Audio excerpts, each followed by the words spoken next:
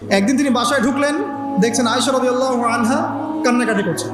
আর বলে রাখি, আয়েশা রাদিয়াল্লাহু আনহা সম্পর্কে আমাদের নবীজি বলেছেন, তাকে প্রশ্ন করা হচ্ছে আপনি পৃথিবীতে সবচেয়ে বেশি কাকে ভালোবাসেন? তিনি বলছেন আয়েশাকে। তো সেই আয়েশা রাদিয়াল্লাহু আনহা বাসায় কান্নাকাটি করছেন। তিনি বলছেন কি জন্য কাঁদছো হে আয়েশা? আয়েশা রাদিয়াল্লাহু আনহা বলছেন জাহান্নামের আযাবের ভয়ে আমি কাঁদছি।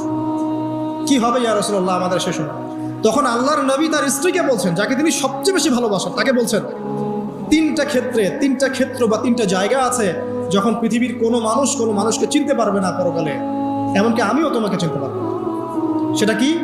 যখন এই যে মিজানের পাল্লাটা দাঁড় করা হবে, এই যে এটা ভারী হচ্ছে না হালকা হচ্ছে, এই সময় কেউ কাউকে চিনবে না, কারো কথা কারো মনে থাকবে না। দুই, যখন আমল নামা ছুড়ে দেওয়া হবে, আমল নামা এভাবে উন্মুক্ত করে ছুড়ে দেওয়া হবে। আরেকটা হচ্ছে যখন মানুষ পুলসিরাত পার হবে, তখন কেউ কারো কথা মনে রাখবে না।